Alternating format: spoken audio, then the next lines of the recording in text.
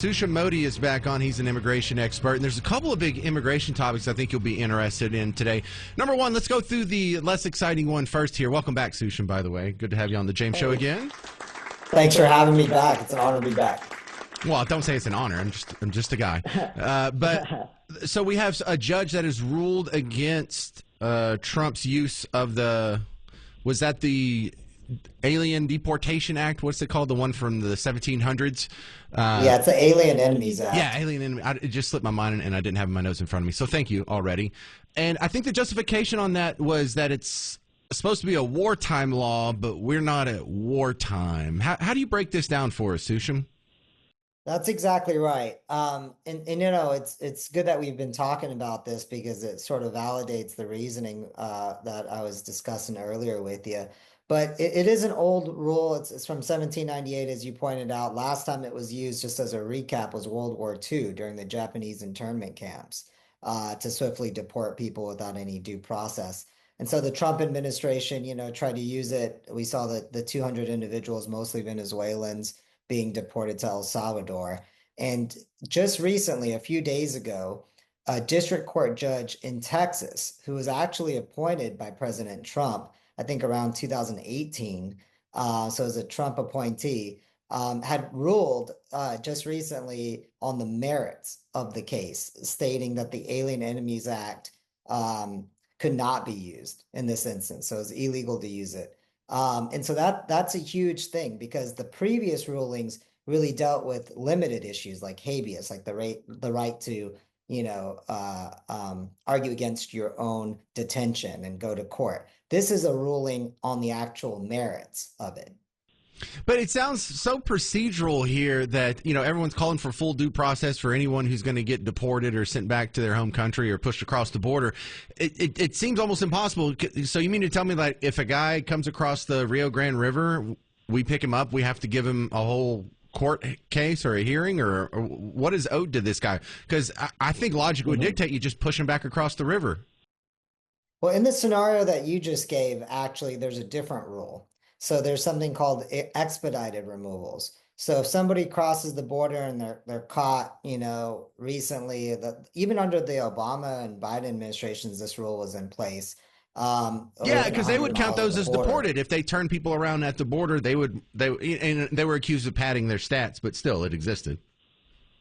Well, all the administrations have done that. So not just those two, but even the prior Trump administration and Bush administrations too. But those are actual removal orders. So they could just return them without a removal order. But the main thing that's done is called expedited removal orders, where you don't see a judge or anything if they're crossing the border and they don't have a fear of return, like they don't get that interview, they don't have a fear of return, then they could be quickly removed without seeing a judge. And they actually get a 5-year bar from re-entering the US again. And then if they try to illegally re-enter again, then that is often a permanent bar. So let's say they even have US citizen children or a future US citizen wife, they probably will not be able to adjust in the future because of that illegal reentry after a prior order of removal. And that's been in the Immigration Nationality Act for a long time. Does that give the Trump administration a legal avenue to work with? Because could he claim that these are expedited removals?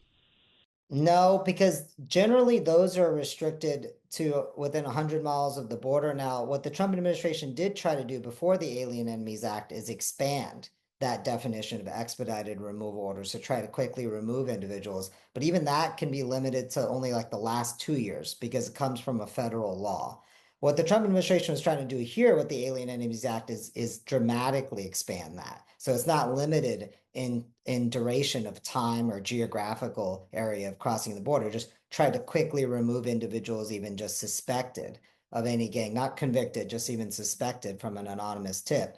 And so that's what this judge ruled was illegal. And specifically what the judge found was, you know, that law from 1798, it dealt with wartime, as you correctly pointed out. And so the judge mentioned how this is not an invasion, and then specifically also how it's not against a nation or government.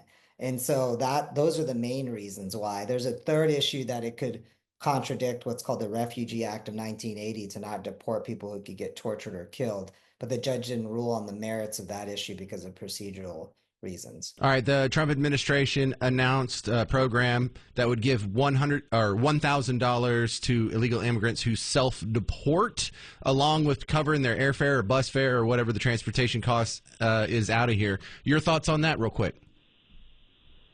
Yeah, I mean that issue hasn't completely. I mean, it's brand new, as you currently pointed out.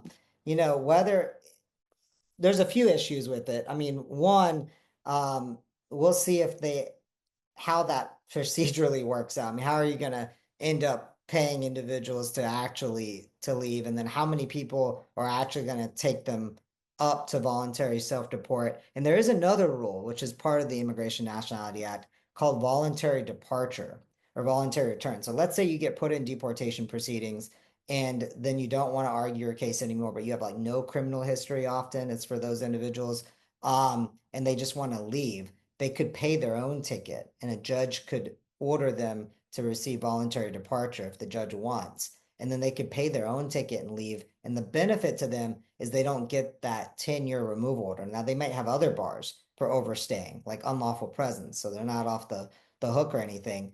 But they at least don't get the removal order bar against them. And so we've seen, a lot of voluntary departures just under that. In terms of getting paid, this is novel. This has not been done before. Well, we'll have to see how it works out, and it'll give us something to talk about next time. Susham M, immigration expert on the James Show. Thank you very much, sir. Thank you. Have a good day.